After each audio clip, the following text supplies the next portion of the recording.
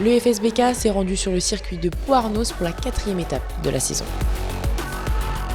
Sans qualification le samedi, l'ordre de la grille des Super Sport 600 s'est basé sur le meilleur temps des essais libres le vendredi. Parti de la pole position, Valentin Debise s'est rapidement emparé des commandes de la course. Une bataille pour la 4e place nous a offert du spectacle avec de belles passes d'armes. Kylian Aibi termine en 5e position de ce duel puisque c'est Enzo de la Vega qui a le dernier mot et passe la ligne d'arrivée 4e. Pour son retour après sa blessure de Nogaro, Mathieu Bouchena, toujours souffrant des côtes, se rassure et signe une belle 3e place.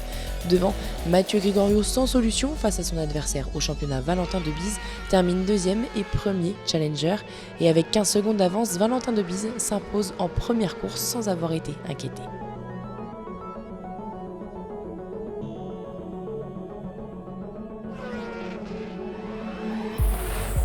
Sur une piste bien plus chaude, les Super Sport 600 ont pris le départ pour la 2e course de la journée.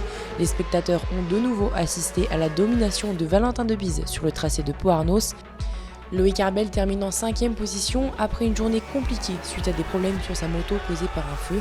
Johan Gimbert se classe en 4e position à 2 petites secondes de Mathieu Bouchana, 3e, qui réalise une très belle journée. Le 24, Mathieu Gregorio, de nouveau 2e au scratch et 1er challenger, n'a pas su tenir le rythme sur Valentin Debise avec des pneus s'usant trop vite. L'Albigeois, intouchable sur le tracé, s'impose une nouvelle fois en Super Sport 600. Debise compte 50 points d'avance au championnat sur Gregorio qui mène au challenger. En Superbike, même principe pour la grille que celle des Super 600, mais gros rebondissement avant le départ pour Valentin Debise qui, suite à un problème sur l'embrayage, rentre au stand après le tour de chauffe. Partant de la pole position, Alan Tescher en tête de la course, un temps laisse place à un duel avec Kenny Forêt qui prend les commandes de la course par la suite. Le champion en titre Mathieu Ginès, blessé à la main droite depuis sa chute à Spa, a résisté du mieux qu'il le pouvait pour la 5e position et c'est finalement Axel Morin qui s'en empare. Devant, Maximilien Beau, pilote challenger, termine à la 4e place avec sa BMW. Martin Renaudin monte de nouveau sur le podium, il termine 3e. Le numéro 75 s'impose d'ailleurs dans la catégorie challenger.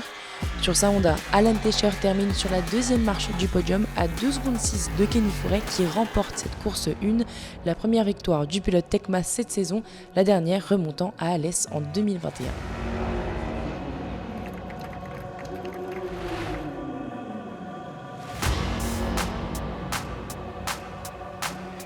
Alors que Valentin Debise est en tête de la course 2, le drapeau rouge est agité à la suite d'une lourde chute d'Alexis Lamire en début de course. Le départ est relancé pour 13 tours sous une chaleur de plomb. Comme le matin, Axel Morin, le numéro 89, signe une 5e place. Juste devant, c'est Martin Renaudin, 4e et 1er challenger. Le pilote CBO Honda France, Alan Tescher, monte sur la 3e marche du podium. Moins de réussite cette fois-ci pour Kenny Forêt qui passe la ligne d'arrivée derrière l'Albigeois Valentin Debise, s'offrant une nouvelle victoire, la 3e de la journée à Pau. Pour 15 points d'avance devant Mathieu Ginès, Valentin Debise est en tête du championnat Superbike et c'est toujours Martin Renaudin, le 1er challenger. On ouvre la catégorie sidecar par l'hommage des pilotes à l'équipage César Chanal, décédé sur le Tourist Trophy, et son coéquipier Olivier Lavorel, qui est toujours hospitalisé des suites de l'accident.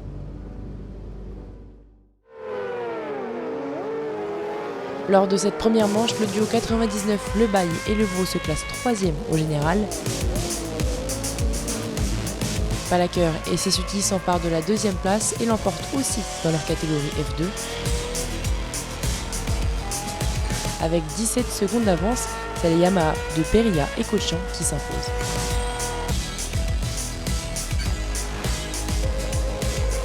En fin de journée, lors de la 2e course, l'équipage 122 Palaker et Sessuti passe la ligne d'arrivée 3e et 1er F2. Sur le podium ensuite, Le Bail et Le Vaux terminent 2e. Le duo 52 Perilla et Cochin réalise une bonne opération au classement avec une nouvelle victoire. Ils reprennent donc les commandes du championnat devant la famille Peugeot absente à Pau. On passe à l'OGP. Les jeunes pilotes ont eux pu réaliser une séance de qualification le dimanche matin, mais n'ont disputé qu'une seule course ce week-end. On commence avec les Pré-Moto 3 où Mathias Rostani, parti de la pole position, chute en revenant sur un retardataire. Il termine 3e. Sur sa KTM, Quentin Jodefroy termine lui deuxième à plus de 5 secondes de Quentin Mazine.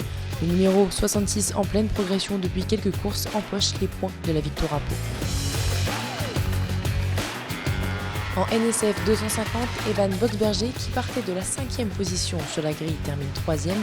Le numéro 25, Jules Berceau, passe la ligne d'arrivée en 2e position, devancé par son plus proche concurrent au championnat Benjamin Caillet, qui s'impose avec 8 secondes 5 d'avance ce dimanche.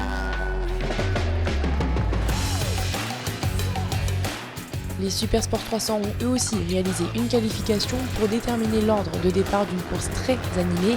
Un petit wagon de 5 pilotes s'est formé en tête et s'est suivi tout au long de l'épreuve, laissant planer le suspense jusque dans les derniers mètres.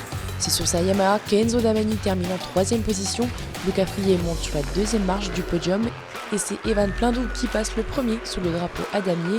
Jefferson Delbosque s'impose lui en challenger.